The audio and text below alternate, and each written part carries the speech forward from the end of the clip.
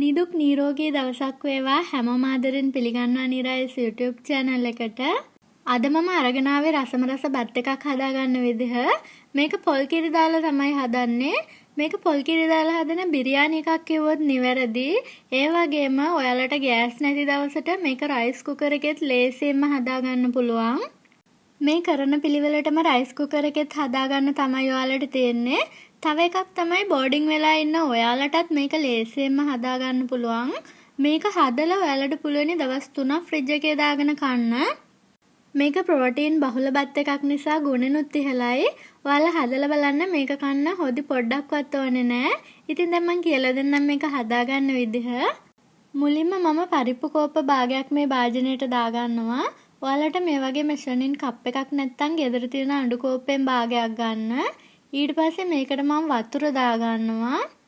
මම දැන් මේ පරිප්පු ටික අරන් යනවා සෝදගෙන එන්න. මේ වගේ වතුර දාලා 3-4 පාරක් මම මේ පරිප්පු ටික සෝදගෙන ආවා. මේ පරිප්පු ටික දැන් පැයක් විතර පෙඟෙන්න තියන්න ඕනේ. මොකද මේ ලොකු පරිප්පු තැම්බෙන්න වෙලා යන නිසා. ඉක්මනින් තඹ ගන්න නම් අපි පැයක් දෙකක් පෙඟෙන්න තියන්න ඕනේ. ඉතින් මේක තමයි වෙලා යන වැඩේ මෙතන. ඔයාලා මේ බත් එක හදන්න හදන දවසට කලින්ම පරිප්පු ටික පෙඟෙන්න තියලා ගන්න. එහෙම නැත්නම් වැඩට යන්න කලින් උදේට පරිප්පු ටික සෝදලා පෙඟෙන්න තියලා ගියාම හවස ඒක හොඳට තඹ ගන්නත් පුළුවන්. මේ තියෙන්නේ පැය දෙකකට පස්සේ බලන්න පරිප්පු වල ප්‍රමාණය උනත් ගොඩක් ලොකු වෙලා තියෙනවා. ඊට පස්සේ මම මේක අරගෙන යනවා වතුර ටික පෙරාගෙන ඇවිල්ලා පැත්තකින් තියන්න. මම දැන් මේ භාජනයට හාල් කෝප්ප එකක් දාගන්නවා. ඔයාලගේ ගෙදර කට්ටිය ඉන්නවා නම් 5 දෙනෙක් වගේ ඉන්නවා නම් ඔයාලා හාල් කෝප්ප එකමාරක් දාගන්න. ඊට පස්සේ මම මේක අරගෙන යනවා ඒකත් සෝදගෙන එන්න ඕනේ. හාල් නම් අපි ගොඩක් වෙලා පෙඟෙන්න තියන්න ඕනේ නැහැ. විනාඩි 10-15ක් පෙඟෙන්න තිබ්බහම ඇති. හාල් ටික සෝදගෙන ඇවිල්ලා ඒකට වතුර කෝප්පයක් දාලා හාල් ටික පෙඟෙන්න පැත්තකින් තියනවා. මෙතන මම ලොකු තක්කාලි ගෙඩියක් චූටි කෑලි වලට කපාගෙන තියෙනවා. මෙතන තියෙනවා සුදු ලුණු බික් 7-8ක්ම වංගෙඩිය දාලා කොටලා අරගෙන රටකජ අහුරක් විතර අරගෙන තියෙනවා මම. මේකේ මේ කුරුට්ට වගේ අර රතු පාට පොත්ත අයින් කරලා තියෙන්නේ. මේ තියෙන්නේ අඟලක විතර ඉඟුරු කෑල්ලක් හීනි දිගට කෑලි වලට කපලා තියෙන්නේ. ඔයාලා බත් එකේ ඉඟුරු හැප්පෙනවට අකමැති නම් ඔයාලට පුළුවන් මේක තව පොඩි පොඩි කෑලි වලට කපා ගන්න. මෙතන මම අරගෙන තියෙනවා පුංචි කුරුඳු කෑලි දෙකක්.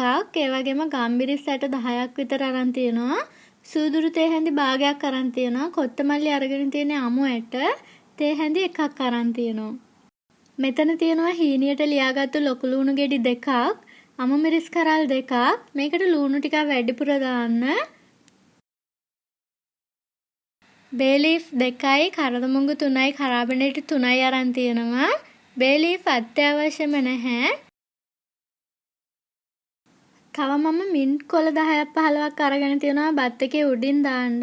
ඔයාලා කාට හරි මින්ට් කොළ නැත්තම් කොත්තමල්ලි කොළ ගන්න පුළුවන්. එහෙම නැතිනම් ඔයාලට මුරුංගා කොළ ටිකක් ගන්නත් පුළුවන්.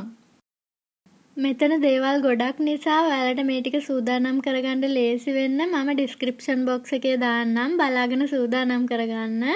දැන් මම මේ වගේ වළඳක් ලිපේ තියලා තියෙනවා. මම මේකට පොල් තෙල් මේස හැඳි දෙකක් දාගන්නවා. ඔයාලට තියෙනවා නම් එළවලු තෙල්, ඔලිව් තෙල් නැත්නම් බටර්, මාගරින් ඕන එකක් මේස හැඳි දෙකක් දාගන්න. ගිතෙල් කන්න කැමති අය ගිතෙල් මේස හැඳි දෙකක් උනත් දාගන්න පුළුවන්. ගී ඔයිල් කියන්නේ ඒවට. ඊට පස්සේ මම රටකජු ටික මේකට දාලා රටකජු ටික යන්තම් බැද ගන්නවා.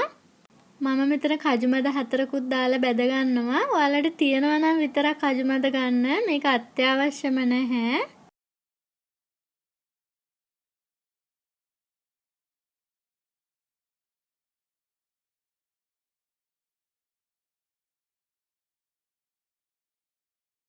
ඒ ටික මම වෙනම පිඟානකට අයින් කරනවා. ඊට පස්සේ මුලින්ම මම බේ ලීෆ් දෙකක් තමයි දාගන්නේ. බේ ලීෆ් කියන්නේ අත්‍යවශ්‍යම නැහැ. තියන අය විතරක් දාගන්න. ඊළඟට මම අර කොටවගත්ත සුදු ලුණු ටික එකතු කරගන්නවා. සුදු ලුණු ටික සුවඳ එනකන් තෙලේ බැද ගන්න. සුදු ලුණු ටික ටිකක් තෙලේ බැදෙනකොට මම එකතු කරගන්නවා කපාගත්ත ඉඟුරු ටික, කරදමුංගු කරාබනැටි ටික.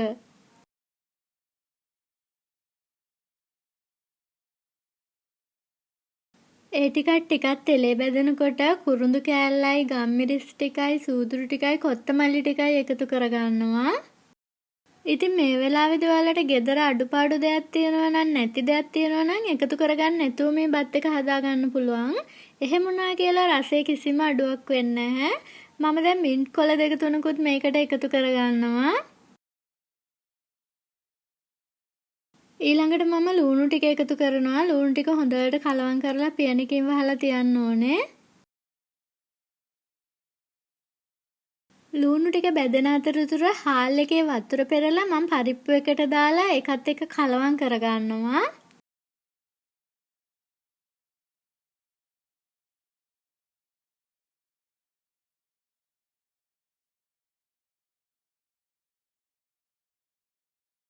රතු මිරිස් කුඩු පුරවලා තේ හැන්දක් දාගන්නවා. මේ දාන්නේ කරි පවුඩර්. කරි පවුඩර් එකෙන් පොඩ්ඩක් දාගන්න. තේ හැන්දක් වගේ දාගන්න. ඔයාලට කරි පවුඩර් නැත්තම් ඔයාලට දාගන්න පුළුවනි ගරම් මසාලා පවුඩර්. ඒ කියන්නේ 3-5 කුඩු එක දාගන්න පුළුවන්. මේ මිරිස් කුඩු 3-5 ටික පොඩ්ඩක් තෙල් එක්ක බැදෙන්න දෙන්න. නැත්තම් අමුරහ වගේ එනවා. ඊට පස්සේ මම කපාගත්තු අල ගෙඩියක් එකතු කරගන්නවා. ඔයාලා කැමති නම් එකතු කරගන්න. මේකට කිසිම මස් වර්ගයක් එකතු කරගන්න නැති නිසා තමයි මම අල ගෙඩියක් කපලා දැම්මේ. ඔයාලට මස් වර්ග එකතු කරලා හදන බත් ඕනේ නම් මට කමෙන්ට් එකක් දාන්න. මම ඒකත් ගේන්නම්. තක්කලි ගෙඩියත් එකතු කරගත්තා. මේක හොඳට බැදෙන්න දෙන්න. මේ තක්කලි උනත් මෙහෙම තැම්බිලා අල පොඩ්ඩක් බාගෙට වගේ තැම්බෙන්න තියලා තියන්න. තක්කලි ටික ලුණු ටිකක් මේ විදිහට බැදුනට පස්සේ තමයි මම මෙතනදී පොල් කිරි එකතු කරගන්නේ. මෙතනදී තමයි මේ බත් එක රස්සම රස කරන දේ මම එකතු කරගන්නේ. පොල් කිරි කෝප්ප එකමාරක් එකතු කරගන්නවා.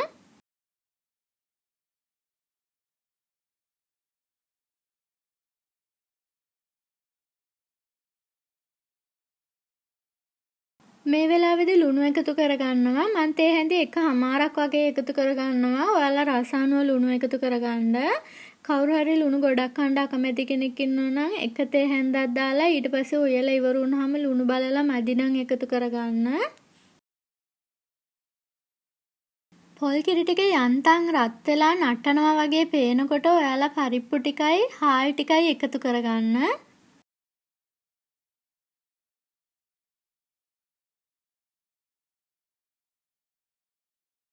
මේක මම දැන් පියනෙන් වහලා තියෙනවා. මේ බලාගන්න ගින්දර තියෙන ප්‍රමාණය සාමාන්‍ය ගින්දරේ තමයි තියෙන්නේ. මේ තියෙන ගින්දරේ විනාඩි 5ක් විතර තියලා මේ විදිහට පියන ඇරලා බලන්න. මෙන්න මේ ගානට බත් එකේ වතුර පාත් වුනහම අමු මිරිස් ටිකයි මින්ට් කොළ ටිකයි දාගන්න. ඊට පස්සේ මම මේකේ පියන වහනවා. පියන වහලා ගින්දර හොඳටම අඩු කරනවා. ගින්දර ගොඩාක් අඩු කරලා විනාඩි 10ක් මේක තියලා තියන්න ඕනේ. මේ වගේ සිදුරක් තියෙනවනේ පියනේ. ඒකත් අපි ටිෂු කෑල්ලක් හරි ෆොයිල් පේපර් එකක් හරි දාලා වහන්න ඕනේ. මේ තියෙන්නේ විනාඩි 10කට පස්සේ. ඊට පස්සේ මම මේකට බැදගත්තු රටකජු ටික එකතු කරගන්නවා.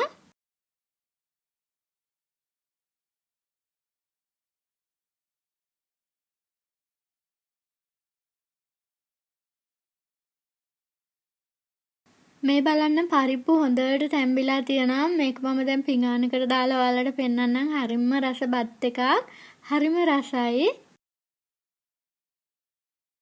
ඔයාලට තියෙනවා නම් බැදගත්තු ලූණු ටිකක්, එතකොට රටකජු ටිකක්, බැදගත්තු මුදිරප්පලම් ටිකක් මේ විදිහට උඩින් දාලා බත් එක සරස ගන්නත් පුළුවන්. හදලා බලන කට්ටිය මට අනිවාර්යෙන්ම කමෙන්ට් එකක් තියන්න. තවත් වටිනා වීඩියෝ එකකින් හමු වෙමු. ඔයාටත් ඔයාගේ පවුලේ හැමෝටමත් නිදුක් නිරෝගී සුවය සහ දීර්ඝායුෂ ප්‍රාර්ථනා කරනවා.